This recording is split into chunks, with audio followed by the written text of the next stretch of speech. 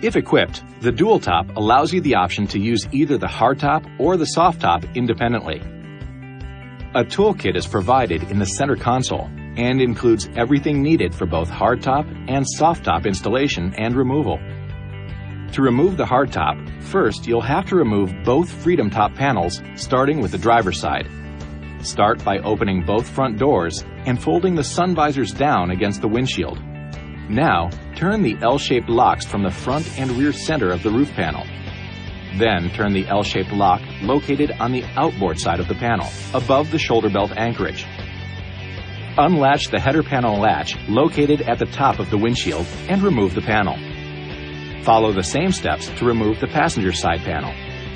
Store your panels in the storage bag, if equipped, and secure the bag in a safe location. With the Freedom Top panels removed, you can now remove the rest of the hardtop. Open the rear doors and use the provided number 50 Torx head driver and ratchet to remove the Torx head screw that secures the hardtop at the B-pillar near the top of each front door.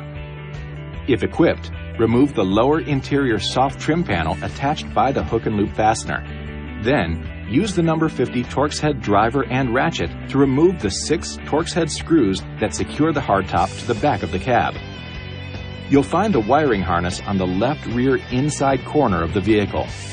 To access the harness, push on the right side of the plastic cover and slide it off.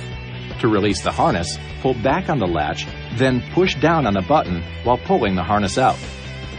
Using the vehicle's key blade, pry off the storage cover located in the left side rear quarter trim. Tuck the wire harness inside and replace the cover. Now, with the help of at least one other person, you can remove the hardtop from the vehicle and place it on a soft surface to prevent damage. To reinstall the hardtop, follow these instructions in reverse order. To install the soft top, first install the belt rail on the rear of the vehicle using the number 50 Torx head driver and ratchet and 6 Torx head screws. Now it's time to install the door frames.